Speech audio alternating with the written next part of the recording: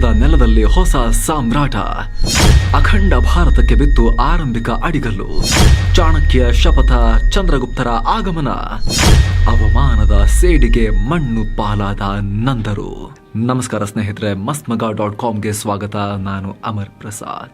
ಸ್ನೇಹಿತರೆ, ಇವತ್ತಿನ ಭಾರತವನ್ನು ನಾವು ಎಲ್ಲಿಂದ ಅಳಿತೀವಿ? ಕಾಶ್ಮೀರದಿಂದ ಕನ್ಯಾಕುಮಾರಿ ತನಕ, ಗುಜರಾತ್ನಿಂದ ನಾರ್ತ್ ಈಸ್ಟ್ ತನಕ. ಈ ಕಡೆ ದ್ವೀಪಗಳನ್ನು ತಗೊಂಡ್ರೆ ನಾವು ಲಕ್ಷದ್ವೀಪದಿಂದ ಅಂಡಮಾನ್ ತನಕ ಇದೆಲ್ಲ ಭಾರತ ಅಂತ ಗುರುತಿಸ್ತೀವಿ. ಆದರೆ ಒಂದು 80 ವರ್ಷ ಹಿಂದೆ ಹೋದರೆ ಹೀಗಿತ್ತ? ಪಾಕಿಸ್ತಾನ, ಬಾಂಗ್ಲಾ ಇದೆಲ್ಲವೂ ಕೂಡ ಭಾರತಕ್ಕೆ ಸೇರಿತ್ತು. ಚೀನಾ ನುಂಗಿರೋ ಅಕ್ಸಾಯ್ ಚೀನ್ ಕೂಡ ಭಾರತಕ್ಕೆ ಸೇರಿತ್ತು. ಅದಕ್ಕೂ ಹಿಂದೆ ಹೋದರೆ ಮಯನ್ಮಾರ್ ಕೂಡ ಅಖಂಡ ಭಾರತದ ಭಾಗವಾಗಿತ್ತು. ಅದಕ್ಕೂ ಹಿಂದೆ ಹೋದರೆ ಇಂಡೋನೇಷ್ಯಾ, ಮಾಲ್ಡೀವ್ಸ್ ಭಾಗವನ್ನು ನಮ್ಮ ಚೋಳ ರಾಜರು ಆಳಿದರು. ಸೊ ಈ ರೀತಿ ಅಖಂಡ ಭಾರತ ಕಾಲಕಾಲದಲ್ಲಿ ಬೇರೆ ಬೇರೆ ಆಳ್ವಿಕೆಗೆ, ಬೇರೆ ಬೇರೆ ರಾಜರ ಆಳ್ವಿಕೆಗೆ ಒಳಪಟ್ಟಿದೆ.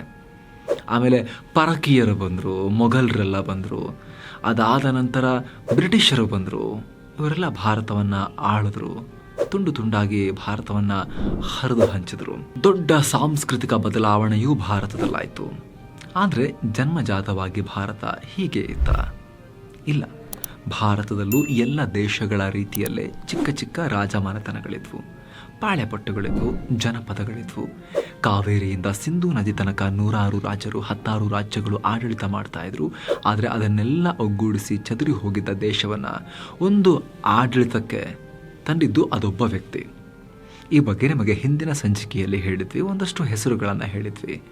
ಶೈಶುನಾಗರ ಹೆಸರು ಬಂದಿತ್ತು, ಮಹಾಪದ್ಮಾನಂದರ ಹೆಸರು ಬಂದಿತ್ತು. ಆದರೆ ಆ ರೀತಿ ಹೇಳುವಾಗ ಅದಕ್ಕೆ ವಾದ ವಿವಾದಗಳಿವೆ ಅನ್ನೋದನ್ನು ಕೂಡ ಹೇಳಿದ್ವಿ. ಆದರೆ ವಾದವೇ ಇಲ್ಲದೆ ನಿರ್ವಿವಾದವಾಗಿ, ಅನುಮಾನವೇ ಇಲ್ಲದೆ ಟೋಟಲ್ ಕ್ಲಾರಿಟಿಯಿಂದ ಈ ದೇಶವನ್ನು ಮೊದಲು ಅಖಂಡವಾಗಿ ಆಳಿದ್ಯಾರು ಅನ್ನೋ ಪ್ರಶ್ನೆ ಬಂದಾಗ ಅಲ್ಲಿ ಒಂದು ನಿರ್ವಿವಾದ ಹೆಸರು ಬರುತ್ತೆ. ಅದೇ ಚಂದ್ರಗುಪ್ತ ಮೌರ್ಯ.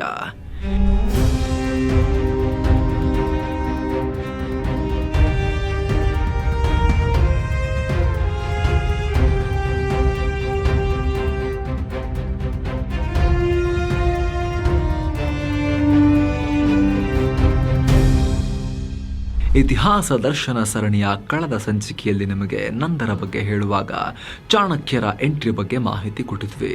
ಅಲೆಕ್ಸಾಂಡರ್ ಭಾರತಕ್ಕೆ ದಾಳಿ ಹುಟ್ಟಿಸಿದ್ದ. ಚಾಣಕ್ಯರು ಧನನಂದನ ಬಳಿ ಹೋಗಿದ್ರು, ಅಲ್ಲಿ ಅಪಮಾನ ಆಯಿತು ಅನ್ನೋದನ್ನೆಲ್ಲ ನಾವು ನೋಡಿದ್ವಿ. ಇದೇ ವೇಳೆ ಆ ಅಪಮಾನದ ಬೆಂಕಿಯಲ್ಲೇ ಚಾಣಕ್ಯರು ನಂದರನ್ನ ಸುಟ್ಟು ಬಿಟ್ರು ಅನ್ನೋ ವಿಚಾರವನ್ನ ಕೂಡ ನಿಮ್ಮ ಮುಂದೆ ಇಟ್ಟಿದ್ವಿ. ಸೊ ಚಾಣಕ್ಯರ ಸೇಡಿಗೆ ಬೆಂಕಿಯಾಗಿದೆ ಚಂದ್ರಗುಪ್ತ ಮೌರ್ಯ, ಶಕ್ತಿಯಾಗಿದ್ದೆ ಚಂದ್ರಗುಪ್ತ ಮೌರ್ಯ. ಹಾಗಿದ್ರೆ ಚಾಣಕ್ಯರಿಗೆ ಚಂದ್ರಗುಪ್ತ ಮೌರ್ಯ ಸಿಕ್ಕಿದ್ದು ಹೇಗೆ? ನಂದರ ನಾಶಕ್ಕೆ ಇಬ್ಬರು ಮಾಡಿದ ತಂತ್ರ ಪ್ರತಿತಂತ್ರ ಹೇಗಿತ್ತು? ಅದೇ ಒಂದು ರೋಚಕ ಅಧ್ಯಾಯ.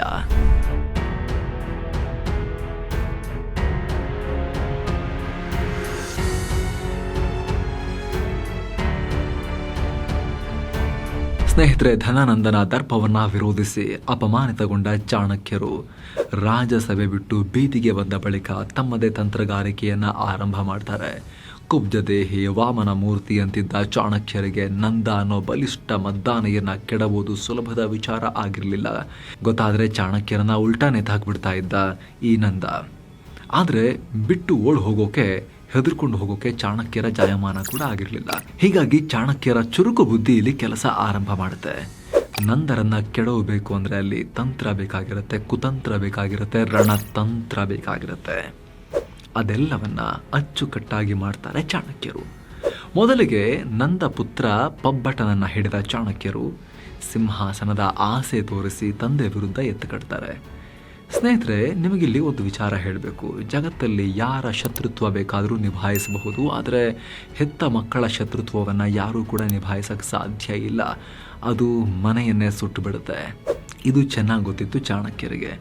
ಧನನಂದನ ಮಗ ಪಬ್ಬಟನ ಸಂಪರ್ಕ ಮಾಡಿ ಅವನೊಂದಿಗೆ ಸ್ನೇಹ ಮಾಡಿದ ಚಾಣಕ್ಯರು ಬಳಿಕ ಸಿಂಹಾಸನ ವಶಕ್ಕೆ ತಯಾರಿ ನಡೆಸ್ತಾ ಇರ್ತಾರೆ. ಇದೇ ಹೊತ್ತಲ್ಲಿ ಚಾಣಕ್ಯರ ಕೈಗೆ ಚಂದ್ರಗುಪ್ತ ಅನ್ನೋ ದೊಡ್ಡ ಸಾಹಸಿ ಹುಡುಗ ಸಿಕ್ಕಿಬಿಡ್ತಾನೆ. ಚಾಣಕ್ಯರ ಕೈಗೆ ಚಂದ್ರಗುಪ್ತ ಮುಂದೆ ನಡೆದಿದ್ದು ಮಹಾವಿನಾಶ. ಸ್ನೇಹಿತರೆ, ಚಂದ್ರಗುಪ್ತ ಚಾಣಕ್ಯರ ಕೈಗೆ ಸಿಕ್ಕಿದ ಹೇಗೆ ಅನ್ನೋ ಬಗ್ಗೆ ನಾನಾ ಥಿಯರಿಗಳಿವೆ. ಮೊದಲನೇದು, ಚಂದ್ರಗುಪ್ತ ಕುರಿ ಮೇಯಿಸ್ಕೊಂಡು ಹೋಗ್ತಾ ಇದ್ದ ಬಾಲಕನಾಗಿದ್ದ. ಆರಂಭದಲ್ಲಿ ದೊಡ್ಡವರಾಗೋಕ್ಕೂ ಮುಂಚೆ ನಂದನ ಮೇಲೆ ಸಿಟ್ಟು ಮಾಡ್ಕೊಂಡು ಬಂದ ಚಾಣಕ್ಯರು ಆಮೇಲೆ ಅದೇ ಹುಡುಗನಲ್ಲಿ ಏನೋ ಟ್ಯಾಲೆಂಟ್ ಕಂಡು ವಿದ್ಯಾಭ್ಯಾಸ ಕೊಟ್ಟು ನಂದನ ವಿರುದ್ಧ ಸೇಡು ತೀರಿಸಿಕೊಂಡ್ರು ಅನ್ನೋದು ಒಂದು ವಾದ. ಇನ್ನೊಂದು ಕಡೆ ಚಂದ್ರಗುಪ್ತ ಸಿಂಧೂ ನದಿ ತಟದಲ್ಲಿ ಪುಟ್ಟ ರಾಜನೇ ಆಗಿದ್ರು. ಯುದ್ಧದಲ್ಲಿರುವಾಗಲೇ ಪಂಜಾಬ್ನಲ್ಲಿ ಅಲೆಕ್ಸಾಂಡರನ್ನ ಭೇಟಿ ಮಾಡಿದ್ರು. ಆದರೆ ಜಗಳ ಆಗಿ ಇವ್ರನ್ನ ಹಿಡೀರಿ ಅನ್ನೋ ಆಜ್ಞೆಯನ್ನು ಕೊಟ್ಟ ಅಲೆಕ್ಸಾಂಡರ್ ಅಲ್ಲಿಂದ ತಪ್ಪಿಸ್ಕೊಂಡು ಬಂದ ಚಂದ್ರಗುಪ್ತರು ಚಾಣಕ್ಯರನ್ನ ಮೀಟ್ ಮಾಡಿದ್ರು.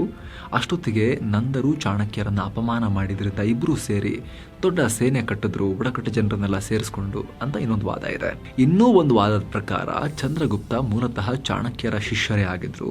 ತಕ್ಷಶಿಲೆಯಲ್ಲಿ ವಿದ್ಯಾಭ್ಯಾಸ ಮಾಡ್ತಾ ಇದ್ರು. ಚಾಣಕ್ಯರ ಮುದ್ದಿನ ಶಿಷ್ಯರಾಗಿದ್ದ ಕಾರಣ ಗುರುಕುಲದಲ್ಲೇ ಇವ್ರನ್ನ ತಯಾರು ಮಾಡಿ ಬಳಿಕ ನಂದನ ವಿರುದ್ಧ ಬಾಣವಾಗಿ ಚಾಣಕ್ಯರು ಬಳಸಿದ್ರು ಅಂತ ಹೇಳ್ತಾರೆ. ಏನು, ಬೌದ್ಧ ಬರಹಗಳು ಇನ್ನೂ ಬೇರೆ ಬೇರೆ ಥಿಯರಿಗಳನ್ನು ಹೇಳ್ತವೆ. ಚಂದ್ರಗುಪ್ತ ಮೌರ್ಯ ಚಾಣಕ್ಯರಿಗೆ ಸಿಕ್ಕಿದ್ದು ಒಬ್ಬ ಆಟ ಆಡೋ ಹುಡುಗನಾಗಿ ಅಂತ ಹೇಳ್ತಾರೆ.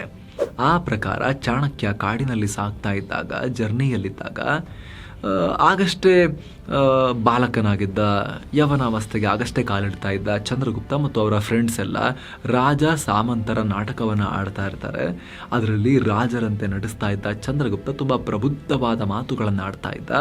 ಆತನ ಹಾವಭಾವ, ಮಾತುಗಾರಿಕೆ ಚಾಣಕ್ಯರಿಗೆ ಆಶ್ಚರ್ಯ ಹುಟ್ಟಿಸುತ್ತೆ. ಕೂಡಲೇ ನಂದ ಬೇಟೆಗೆ ಇದೇ ಸರಿ ಹುಲಿ ಅಂತ ಅನ್ಕೊಂಡ ಚಾಣಕ್ಯರು ಚಂದ್ರಗುಪ್ತನನ್ನ ಶಿಷ್ಯರನ್ನಾಗಿ ಸ್ವೀಕರಿಸಿದ್ರು, ತರಬೇತಿಯನ್ನು ಕೊಟ್ಟರು. ಹೀಗಂತ ಏಕೈಕಿ ಮಾಡಲಿಲ್ಲ, ಅಲ್ಲಿ ಪಬ್ಬಟ ಕೂಡ ಇದ್ನಲ್ಲ. ಹೀಗಾಗಿ ಇಬ್ಬರಲ್ಲಿ ಯಾರು ಸಮರ್ಥರು ಅಂತ ಚೆಕ್ ಮಾಡೋಕೆ, ಬಲಾಬಲವನ್ನು ಪರೀಕ್ಷಿಸೋಕೆ ಕೆಲವೊಂದಷ್ಟು ಪಂದ್ಯಗಳನ್ನು, ಆಟಗಳನ್ನು ಏರ್ಪಡಿಸಿದ್ರು. ಎಲ್ಲದರಲ್ಲೂ ಗೆದ್ದ ಚಂದ್ರಗುಪ್ತನನ್ನು ಕೊನೆಗೆ ಆಯ್ಕೆ ಮಾಡಿಕೊಂಡ್ರು ಅಂತ ಹೇಳ್ತಾರೆ. ಪಬ್ಬಟ ಹತನಾಗ್ತಾನೆ ಅಂತ ಉಲ್ಲೇಖ ಸಿಗುತ್ತೆ. ಹೀಗೆ ಚಾಣಕ್ಯರ ಕೈಗೆ ಸಿಕ್ಕಿದ ಚಂದ್ರಗುಪ್ತರಿಗೆ 4 ವರ್ಷಗಳ ಕಾಲ ಕಠಿಣ ತರಬೇತಿ ಕೊಡಲಾಗುತ್ತೆ. ಈ ತರಬೇತಿಗೆ ಸಂಬಂಧಪಟ್ಟಂತೆ ಕೂಡ ಇತಿಹಾಸಕಾರರಲ್ಲಿ ಒಮ್ಮತ ಇಲ್ಲ. ಚಂದ್ರಗುಪ್ತ ಮೌರ್ಯರು ಆಲ್ರೆಡಿ ಚಾಣಕ್ಯರಿಂದ ತರಬೇತಿ ಪಡೆದಿದ್ರು. ಆಮೇಲೆ ಈ ಅಪಮಾನ ಪ್ರಸಂಗ ಆಯಿತು, ಆ ಬಳಿಕ ಯುದ್ಧ ಆಯಿತು ಅಂತಲೂ ಕೆಲವರು ಹೇಳ್ತಾರೆ. ಒಟ್ಟಿನಲ್ಲಿ ಇಬ್ಬರೂ ಸೇರಿ ನಂದರ ವಿರುದ್ಧ ಯುದ್ಧ ಮಾಡಿದ್ರು ಅನ್ನೋದು ನಿರ್ವಿವಾದ. ಅದ್ರ ಬಗ್ಗೆ ಯಾವುದೇ ಡೌಟ್ಸ್ ಇಲ್ಲ, ಬೇರೆ ಬೇರೆ ವಾದ ಇಲ್ಲ. ಯುದ್ಧ ಮಾಡಿದ್ರು ಇಬ್ಬರು ಸೇರಿ. ಹೀಗೆ ಚಾಣಕ್ಯರ ಕೈಗೆ ಸಿಕ್ಕಿದ ಚಂದ್ರಗುಪ್ತರು ತಕ್ಷಶಿಲಾಗೆ ಹೋಗಿ ಅಲ್ಲಿ ಸೈನ್ಯ ಕಟ್ಟಿ ಬಳಿಕ ನಂದರ ವಿರುದ್ಧ ಯುದ್ಧವನ್ನ ಸಾರ್ತಾರೆ. ಅಲೆಕ್ಸಾಂಡರ್ನ ಸಾವು, ನಂದರೊಂದಿಗೆ ಯುದ್ಧ. ಸ್ನೇಹಿತರೆ, ಆಗ್ಲೇ ಒಂದು ದೊಡ್ಡ ಘಟನೆ ನಡೆದು ಹೋಯಿತು. ಸಾಮಾನ್ಯ ಶಕಪೂರ್ವ ಅಥವಾ ಕ್ರಿಸ್ತಪೂರ್ವ 323ರಲ್ಲಿ ಇದಾಯಿತು. ಜಗತ್ತಿನ ಇತಿಹಾಸದಲ್ಲಿ ತುಂಬ ದೊಡ್ಡ ಟರ್ನಿಂಗ್ ಪಾಯಿಂಟ್. ಕಾರಣ ಅಲೆಕ್ಸಾಂಡರ್ ಮಹಾಶಯ ಕೊನೆ ಹೆಸರು ಎಳೆಬಿಡ್ತಾನೆ. ಜಗತ್ತಿನ ರಾಜಕೀಯದಲ್ಲಿ ದೊಡ್ಡ ಬದಲಾವಣೆ ಇದು. ಅದೇ ರೀತಿ ಭಾರತದ ಮೇಲೂ ಪ್ರಭಾವ ಆಗುತ್ತೆ. ಕ್ರಿಸ್ತಪೂರ್ವ 323ರಲ್ಲಿ ಅಂದರೆ ಅಲೆಕ್ಸಾಂಡರ್ ತೀರಿಕೊಂಡ ಬಳಿಕ ವಾಯುವ್ಯ ಭಾರತದ ಆತನ ವಸಾಹತುಗಳಲ್ಲಿ ಒಳಜಗಳ ಶುರುವಾಗುತ್ತೆ. ಇದನ್ನೇ ಅವಕಾಶವಾಗಿ ಬಳಸಿಕೊಂಡ ಚಂದ್ರಗುಪ್ತ ಚಾಣಕ್ಯರು ಅಲ್ಲಿದ್ದ ಅಸಮಾಧಾನಿತರನ್ನೆಲ್ಲ ತಮ್ಮ ಕಡೆಗೆ ಸೆಳ್ಕೊಂಡು ವಾಯುವ್ಯ ಭಾಗದ ಅನೇಕ ಪ್ರದೇಶಗಳನ್ನು ಗೆದ್ದುಕೊಳ್ತಾರೆ.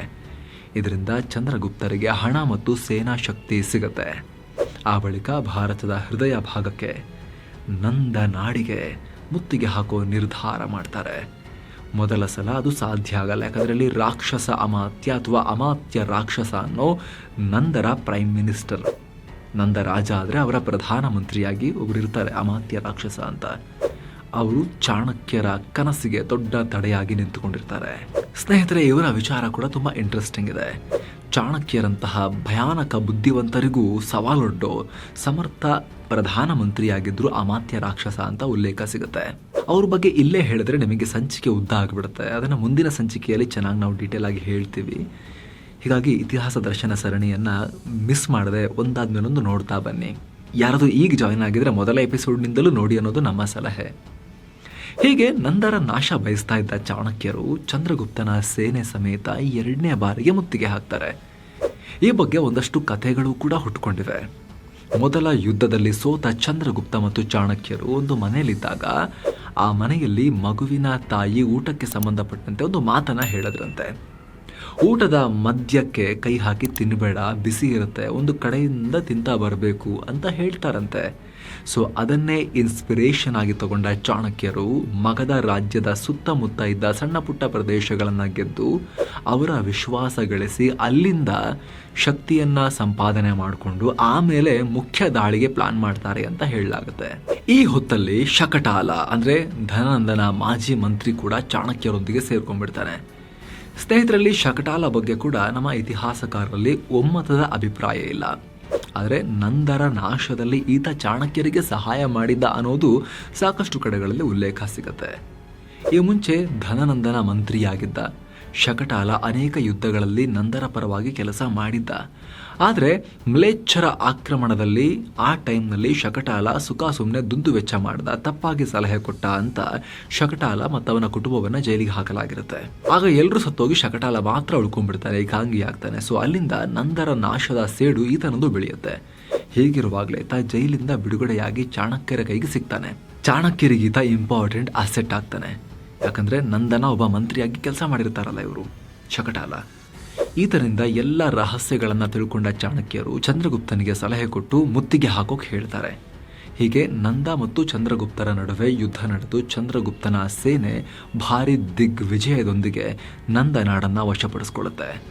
ಕ್ರಿಸ್ತಪೂರ್ವ 321ರಲ್ಲಿ ನಂದರ ಸಿಂಹಾಸನವನ್ನು ಬದಿಗೊತ್ತಿ ಮೌರ್ಯ ಅನ್ನೋ ಹೊಸ ಸಾಮ್ರಾಜ್ಯಕ್ಕೆ ಚಾಣಕ್ಯರು ಚಂದ್ರಗುಪ್ತನ ಮೂಲಕ ಅಡಿಗಲ್ಲನ್ನು ಹಾಕಿಸ್ತಾರೆ. ಮಹಾಚತುರ ಚಾಣಕ್ಯ ಸ್ವಾಮಿ ಕಾರ್ಯ ಸ್ವಕಾರ್ಯ ಎಲ್ಲವನ್ನ ಈಡೇರಿಸಿಕೊಂಡು ತಮ್ಮ ಶಪಥವನ್ನೂ ಈಡೇರಿಸಿಕೊಂಡು ಚಂದ್ರಗುಪ್ತನಿಗೆ ಮಾರ್ಗದರ್ಶಕರಾಗ್ತಾರೆ. ಚಂದ್ರಗುಪ್ತನ ಪ್ರಧಾನಮಂತ್ರಿಯಾಗಿ ಮಹಾಮಂತ್ರಿಯಾಗಿ ನೇಮಕ ಆಗ್ತಾರೆ. ಅಥವಾ ಚಂದ್ರಗುಪ್ತನನ್ನ ಸಾಮ್ರಾಟ ಮಾಡಿ ಇವರೇ ಅದರ ಪ್ರಧಾನಿ ಆಗ್ತಾರೆ ಅಂತ ಕೂಡ ಹೇಳಬಹುದು. ಗಡಿಪಾರಾದ ಧನನಂದ ಬೆನ್ನು ಬಿದ್ದ ಚಾಣಕ್ಯ ಯುದ್ಧ ಗೆದ್ದು ಚಂದ್ರಗುಪ್ತ ಪಟ್ಟಕ್ಕೆ ಬಂದ ಮೇಲೆ ಧನನಂದನನ್ನ ಏನ್ ಮಾಡಬೇಕು ಅಂತ ಬಂದಾಗ ಹತ್ಯೆ ಮಾಡೋದು ಬೇಡ, ಗಡಿಪಾರು ಮಾಡಿ ಅಂತ ಚಾಣಕ್ಯ ಸಲಹೆ ಕೊಡ್ತಾರೆ. ಆದರೆ ಚಾಣಕ್ಯರ ಮಾತು ಆ ಟೈಮ್ನಲ್ಲಿ ತುಂಬಾ ಜನಕ್ಕೆ ಹಿಡಿಸೋದೇ ಇಲ್ಲ. ಇಷ್ಟು ಕಷ್ಟಪಟ್ಟು ಯುದ್ಧ ಮಾಡಿದ್ದೀವಿ, ಆತನನ್ನ ಕೊಲ್ಲದೆ ಹಾಗೆ ಬಿಟ್ರೆ ನಾಳೆ ದಂಡು ಕಟ್ಕೊಂಡು ಬಂದ್ರೆ ಏನು ಮಾಡೋದು ಅನ್ನೋ ಪ್ರಶ್ನೆ ಕೇಳಲಾಗತ್ತೆ. ಆದರೆ ಮಹಾಮಂತ್ರಿಯ ಮಾತನ್ನ ಚಂದ್ರಗುಪ್ತ ತಿರಸ್ಕರಿಸೋದಿಲ್ಲ. ಚಾಣಕ್ಯರು ಹೇಳಿರ್ತಾರಲ್ಲ, ಹಾಗಾಗಿ ಧನನಂದನನ್ನ ಗಡಿಪಾರು ಮಾಡಲಾಗತ್ತೆ. ಇದರ ಬೆನ್ನಲ್ಲೇ ರಾಜನಿಗೆ ಇನ್ನೊಂದು ಸುದ್ದಿ ಬರುತ್ತೆ. ಧನನಂದನನ್ನ ಯಾರೋ ಹತ್ಯೆ ಮಾಡಿದ್ರು ಅಂತ ಚಂದ್ರಗುಪ್ತನಿಗೆ ವರದಿ ಬರುತ್ತೆ. ಇದರ ಬಗ್ಗೆ ಚರ್ಚೆ ಮಾಡಿದಾಗ ಅದರ ಹಿಂದೆ ಚಾಣಕ್ಯರು ಇದ್ದಿದ್ದು ಗೊತ್ತಾಗುತ್ತೆ. ಅಲ್ಲೇನಾಗಿರುತ್ತೆ ಅಂದ್ರೆ ಧನನಂದನನ್ನ ಗಡಿಪಾರು ಮಾಡಿದ ಬಳಿಕ ಹಿಂದೆನೆ ಗೂಢಚಾರಿಗಳನ್ನ ಕೂಡ ಚಾಣಕ್ಯರು ಕಳಿಸ್ಕೊಟ್ಟಿರ್ತಾರೆ.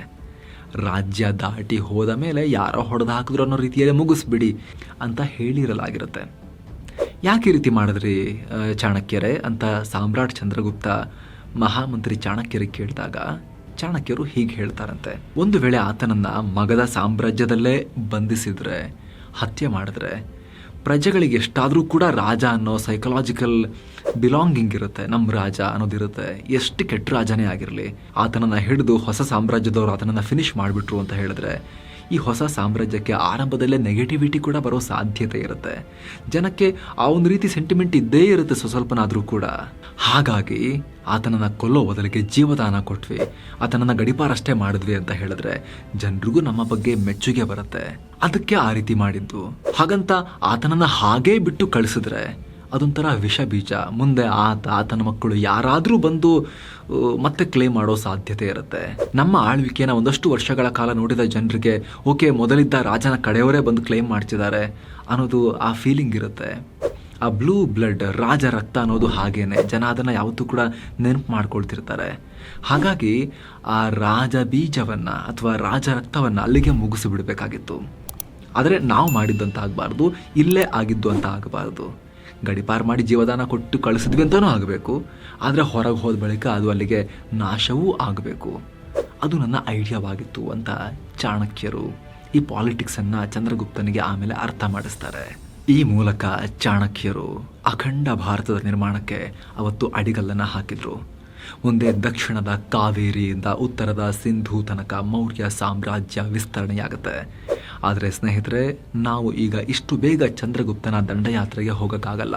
ಯಾಕಂದರೆ ಚಂದ್ರಗುಪ್ತನ ಮೌರ್ಯ ಸಾಮ್ರಾಜ್ಯ ಸ್ಥಾಪನೆ ಮಾಡೋಕೆ ಚಾಣಕ್ಯರು ಹೇಗೆ ಕೆಲಸ ಮಾಡಿದ್ರು, ಅದೇ ರೀತಿ ಚಂದ್ರಗುಪ್ತ ಮತ್ತು ಚಾಣಕ್ಯರ ನಾಶಕ್ಕೆ ನಂದರ ಮಹಾಮಂತ್ರಿಯಾಗಿದ್ದ ಅಮಾತ್ಯ ರಾಕ್ಷಸ ಕೂಡ ಎಲ್ಲ ಪ್ರಯತ್ನಗಳನ್ನ ಪಟ್ಟಿದ್ರು. ಆತನ ಬುದ್ಧಿಶಕ್ತಿ ಎಷ್ಟಿತ್ತು ಅಂದ್ರೆ ಚಾಣಕ್ಯರು ಕೂಡ ಅಮಾತ್ಯ ರಾಕ್ಷಸನ ಬುದ್ಧಿಶಕ್ತಿಗೆ ದಿಗ್ಭ್ರಮೆಗೊಳಗಾಗ್ತಾ ಇದ್ರು. ಸೊ ಈ ಮಹಾಮಂತ್ರಿ ಅಮಾತ್ಯ ರಾಕ್ಷಸ ಚಾಣಕ್ಯರನ್ನ ಚಾಲೆಂಜ್ ಮಾಡೋಕೆ ಶುರು ಮಾಡ್ತಾನೆ. ಹಾಗಿದ್ರೆ ಯಾರು ಅಮಾತ್ಯ ರಾಕ್ಷಸ? ಆತನ ಹಿನ್ನೆಲೆ ಏನು? ಚಾಣಕ್ಯರಿಗೂ ಅಮಾತ್ಯ ರಾಕ್ಷಸನಿಗೂ ನಡೆದ ಈಗೋ ಕ್ಲಾಶ್ ಎಂತಹದ್ದು? ಅದರಿಂದ ಏನೆಲ್ಲ ಆಯಿತು? ಮುದ್ರಾ ರಾಕ್ಷಸ ಕೃತಿಯಲ್ಲಿ ಇದರ ಬಗ್ಗೆ ಇರೋ ಉಲ್ಲೇಖ ಏನು? ಎಲ್ಲವನ್ನ ನಿಮಗೆ ಇತಿಹಾಸ ದರ್ಶನ ಸರಣಿಯ ನೆಕ್ಸ್ಟ್ ಎಪಿಸೋಡ್ನಲ್ಲಿ ಹೇಳ್ತೀವಿ. ಅದು ಪಬ್ಲಿಷ್ ಆದಾಗ ಇಲ್ಲಿ ಪ್ರಕಟ ಆಗಿರುತ್ತೆ, ಇಲ್ಲಿ ಬಂದಿರುತ್ತೆ. ಇಲ್ಲಿ ಟಚ್ ಮಾಡೋ ಮೂಲಕ, ಇಲ್ಲಿ ಕ್ಲಿಕ್ ಮಾಡೋ ಮೂಲಕ ನೀವು ಆ ಎಪಿಸೋಡ್ಗೆ ಜಂಪ್ ಆಗ್ಬೋದು. Thank you so much. ಮತ್ತೆ ಭೇಟಿ ಆಗ್ತಿರೋಣ. ನಮಸ್ತೆ.